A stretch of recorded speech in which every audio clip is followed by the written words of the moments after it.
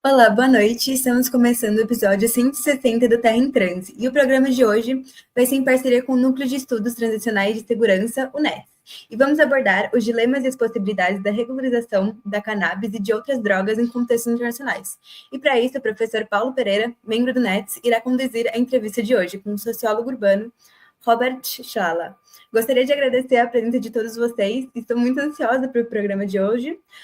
Thank you so much for coming here. I'm very excited about the program. E eu passo a palavra para você, Paulo. Muito obrigado, Lena. Hello, everyone. My name is Paulo Pereira. I am a professor in the International Relations Department at PUC-São Paulo and also the coordinator of the International Research Group on Drug Policy, NETS. So we are going to interview Robert today, Robert Chlala. And it's a pleasure to have you here, Robert. So, and joining us on this program, Terra em Transe. So this activity is part of your FAPESP-supported visit to Brazil within our project Cannabis Capitalism, focused on understanding the relationship between drugs, capitalism, and violence in the new regulatory contexts of cannabis and other drugs. It's also linked to the Santiago Dantas graduate program, which is an interinstitutional program between PUC-São Paulo, our university, but also Unesp and Unicamp. And it's also linked to our professional masters in global governance and international policymaking. So Robert Chlala is an assistant professor of urban sociology and policy at California State University, Long Beach, and a visiting researcher at the UCLA Labor Center. His work bridges academic rigor with community-engaged research, exploring how cannabis regulation and other drugs markets intersect with labor, racial justice, queer geographies, and urban development. He also co-leads the first statewide study on cannabis workers in California, funded by the Department of Cannabis Control. Since 2013, he has been researching the cannabis industry, labor organizing, and equity movements in Los Angeles. And beyond academia, Robert has been deeply involved in policy work, creative media, and public education initiatives that challenge dominant narratives around drugs, labor, and justice. So, Robert, I'd like to start talking about the context of California. In recent years, many activists and scholars have emphasized that cannabis legalization alone doesn't ensure social justice, right? So your research in California, especially with racialized workers and historically criminalized communities, shows how the legal market often reproduces inequalities rooted in prohibition. Bureaucratic hurdles, high entry barriers, and insecure labor conditions often undermine promises of repair in these new contexts. In Brazil, while we don't yet have a fully legalized market, recent rulings allowing medical cannabis production already show signs of corporate concentration and exclusion of small cultivators, especially patient associations. Meanwhile, those most criminalized under drug laws remain predominantly Black and poor, as you know. So my question is, drawing on your research on labor and equity in California's cannabis industry, what are the key challenges faced by marginalized workers, and how do these reflect the legacy of prohibition? This is one part of the question. And the other one, what lessons do you think Brazil should consider as it begins to shape its own cannabis economy? Absolutely. Those are amazing questions. First, Dr. Pereira, Paulo, thank you so much for this invitation. Thanks to PUC-SP and all the people who funded this amazing opportunity. It's really such an honor to be here, to be able to be in conversation and to learn from you. And the next week, I'm really looking forward to all the conversations we're going to have and the dialogue we've already had, because it's been such a tremendous learning for me. So, yeah, those are really rich questions. And I think to really understand first, and also thanks to all the folks working behind the scenes to produce this show. So to really understand kind of the key challenges in California, we're talking about first, just for some context, what might be the largest drug economy, cannabis economy in particular in the world in terms of its concentration of production that passes not just throughout the United States, but through parts of Latin America and all the way to Thailand.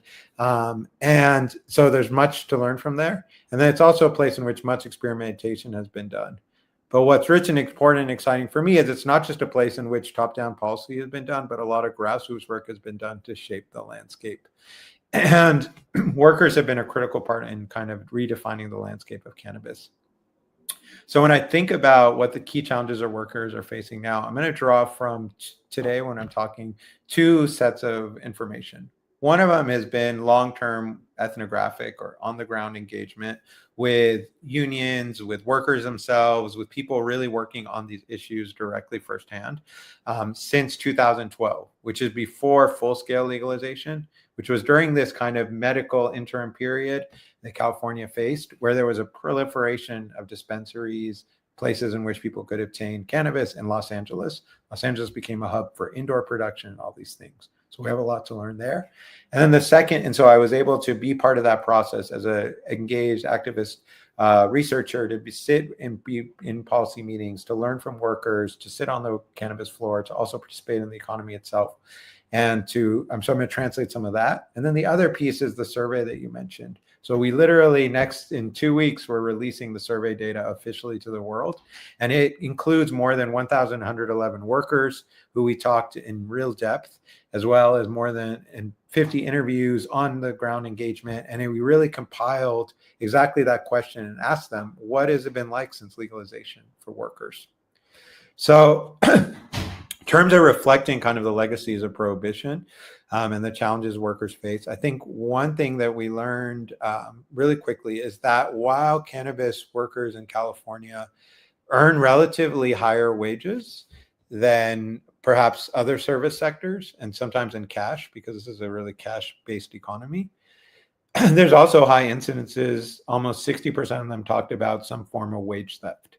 So there are all kinds of regulation around how you should receive your wages, on time, overtime pay, things like that. And cannabis industry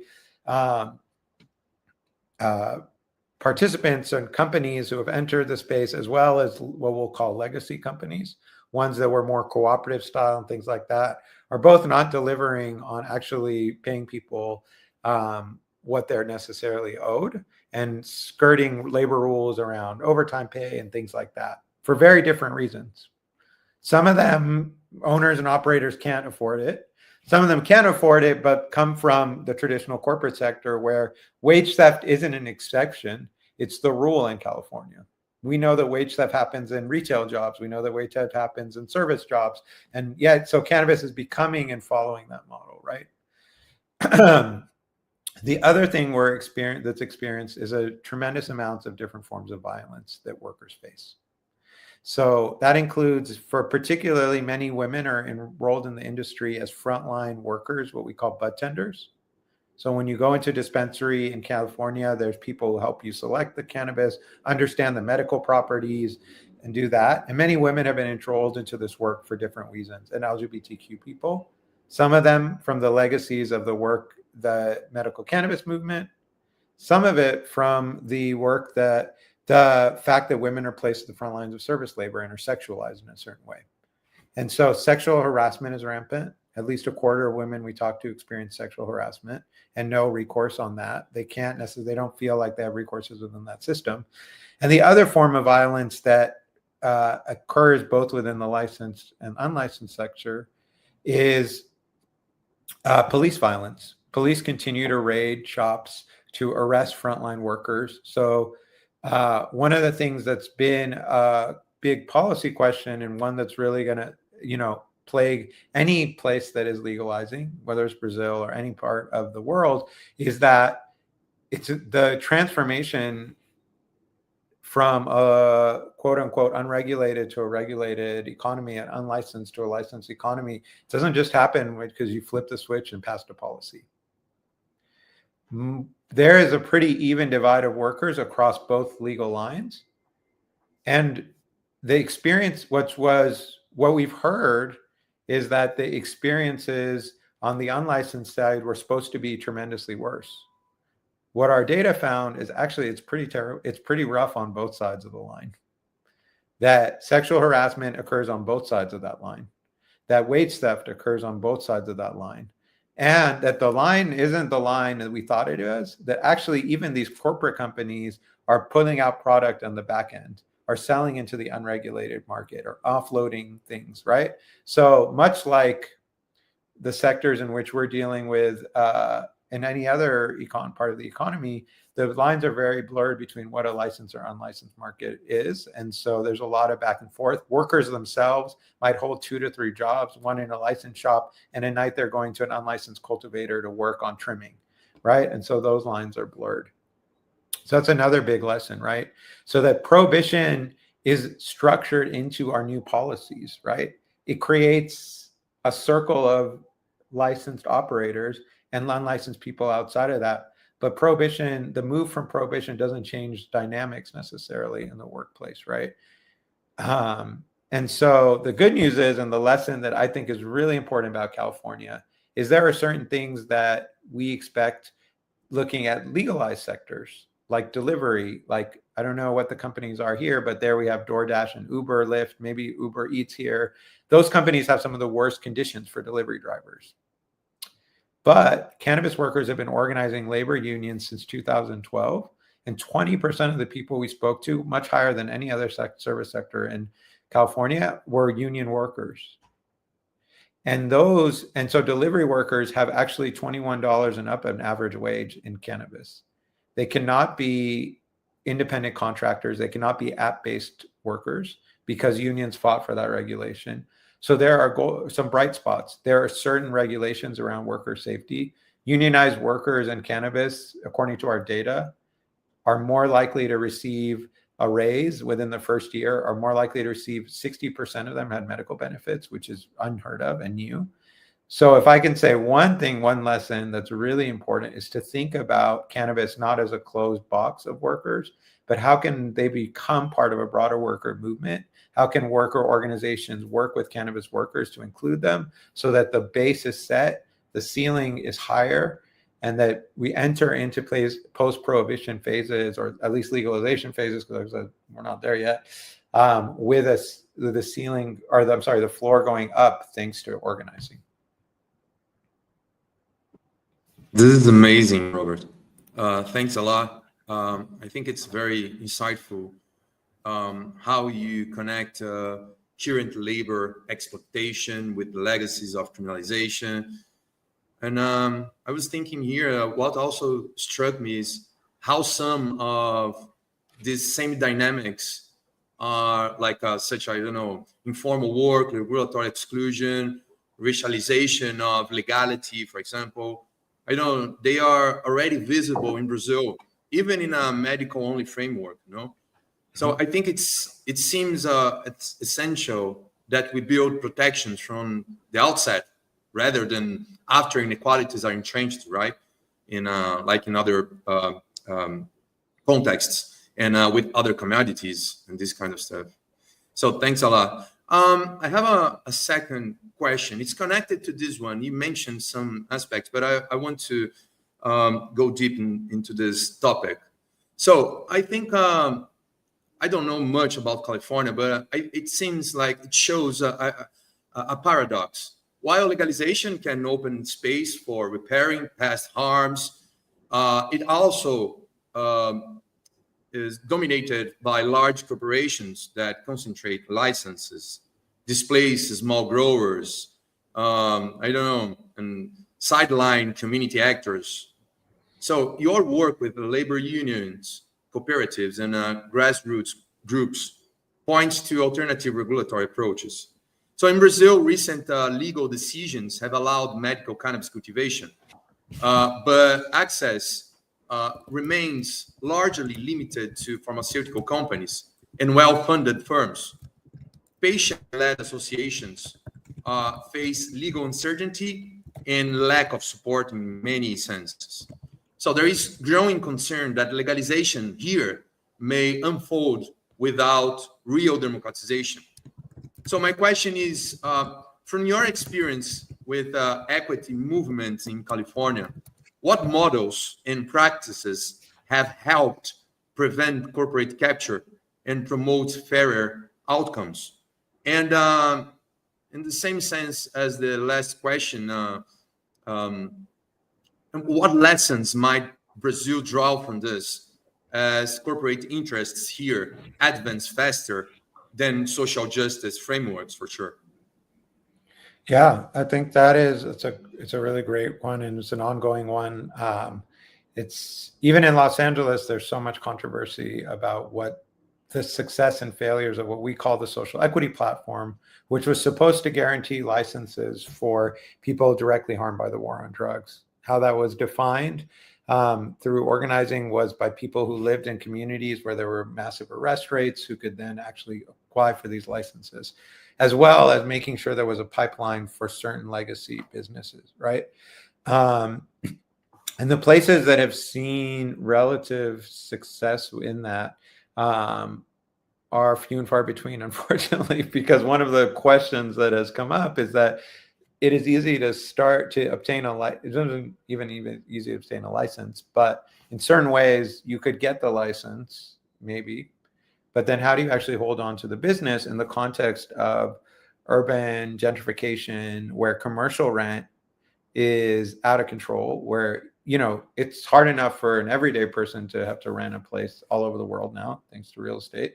But to get commercial rents, there's even less regulation.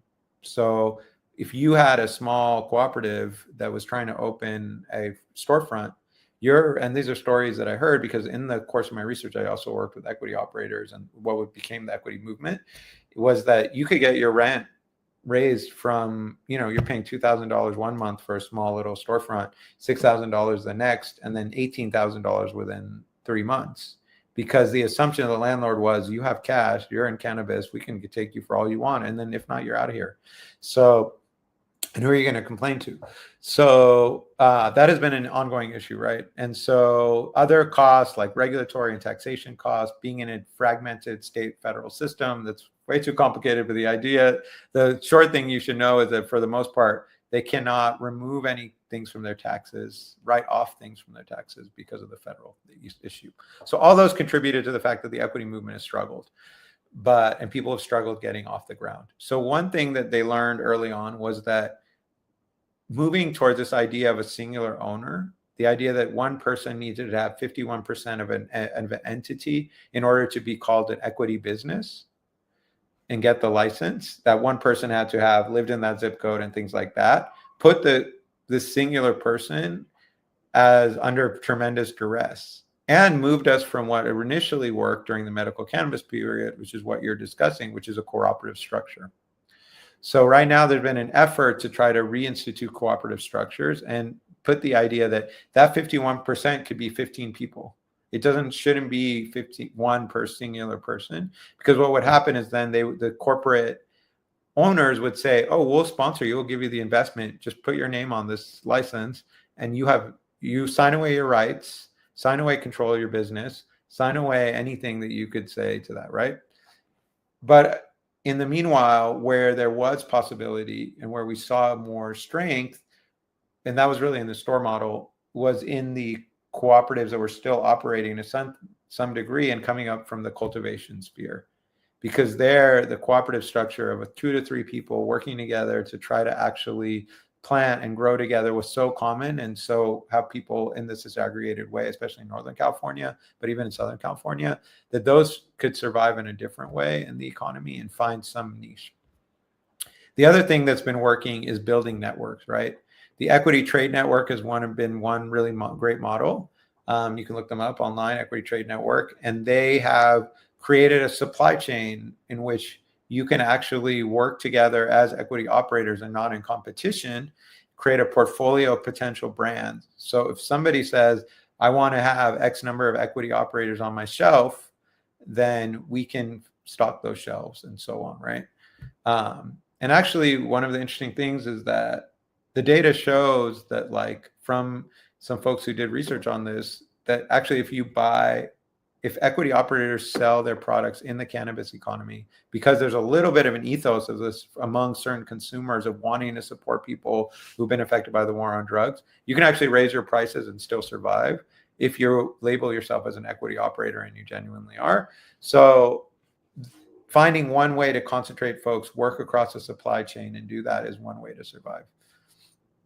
The other piece that's been harder, but I think is really important, and this is like where honestly my heart is, if one thing I can tell anybody besides the union piece, is that union groups and labor and equity folks and reparations people need to be in coalition.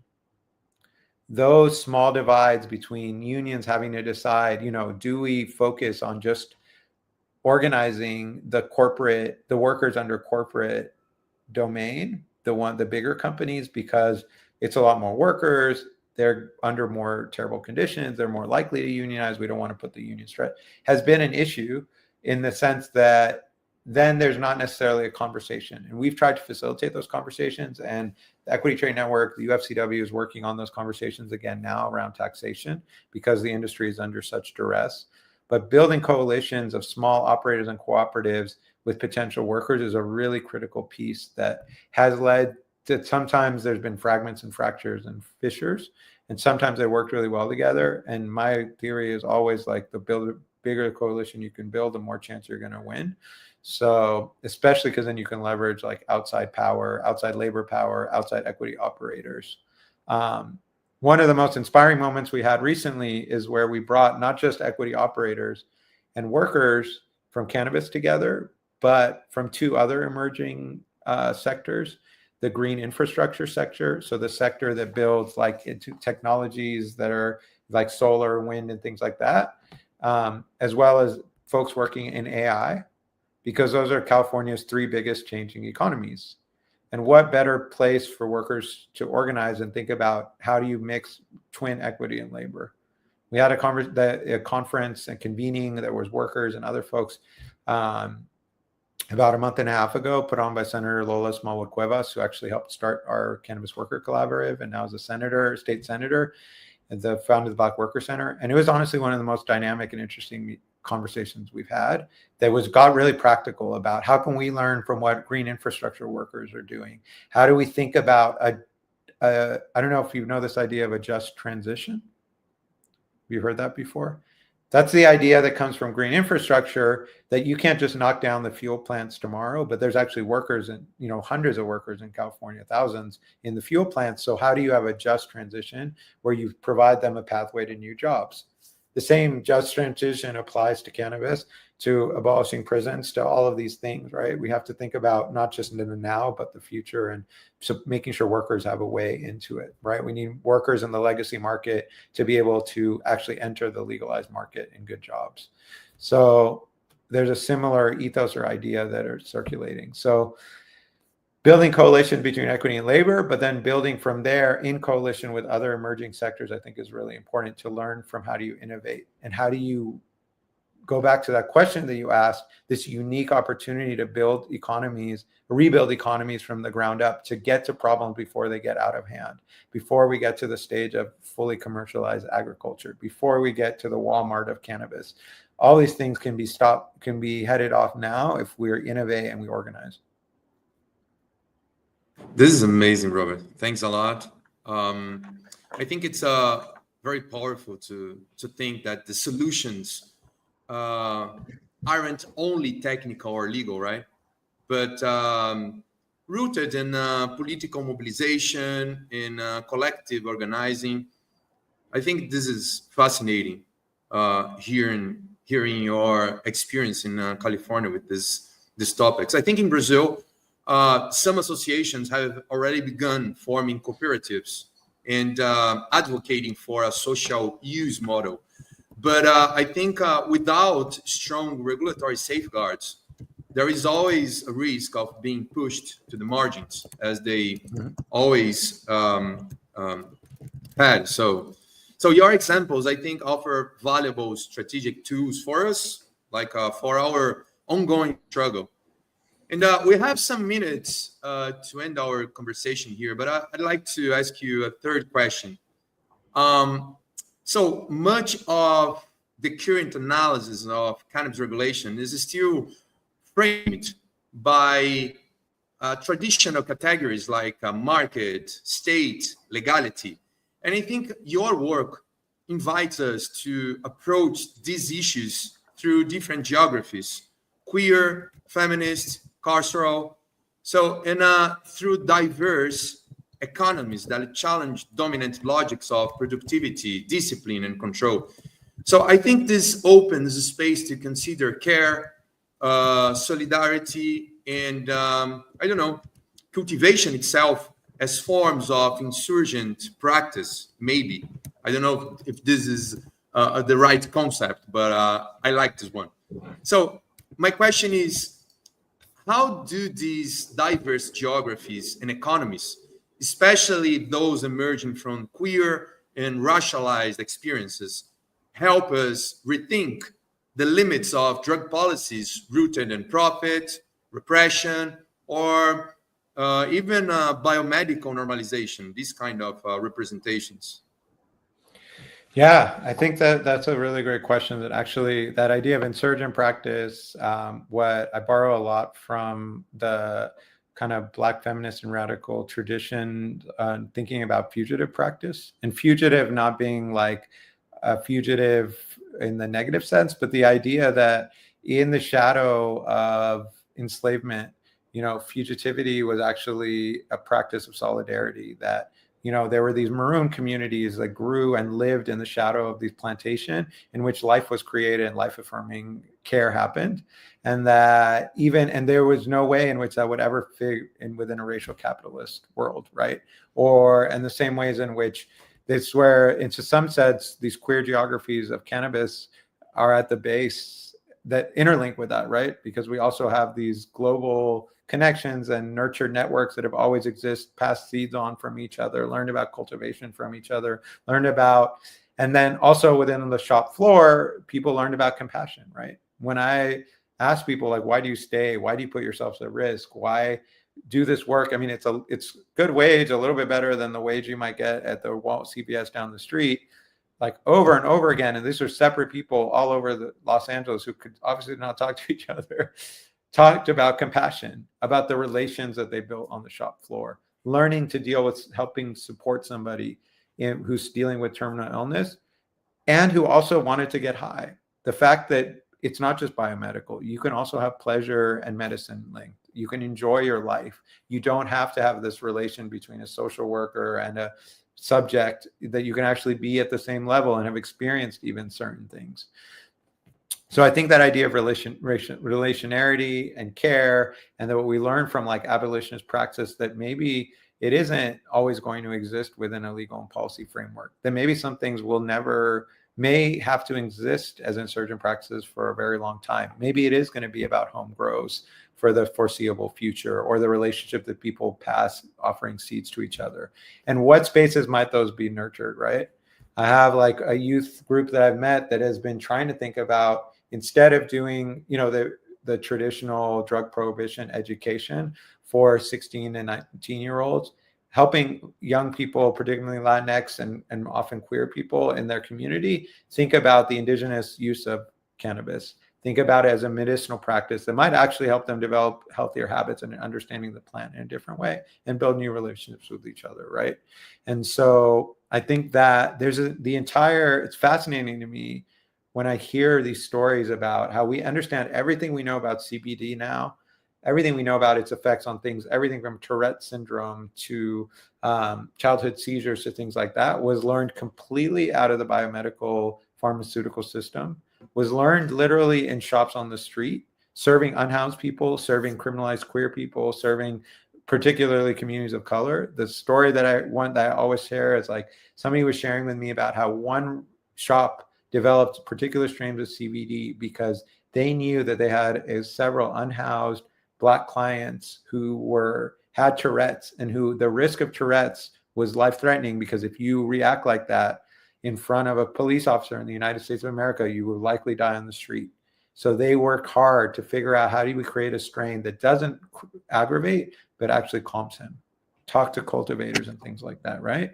So that knowledge, that learning, well, how can we retain those relations outside of that and not rely just on policy alone? How could we cultivate spaces where those compassionate relationships can grow beyond the market? And I think that's, a huge opportunity that Brazil has, that other folks have, in terms of like really taking that time. Sometimes the delay in legalization might be good in that way. So, yeah, Rob, great answer. I think it's very insightful, your view on this topic. I'd like to keep talking with you about all these issues for many hours. Unfortunately, we are running out of time, but I'd like to say thank you again for your time, for sharing all of this experience you are having with this very new and challenge environment, which is California.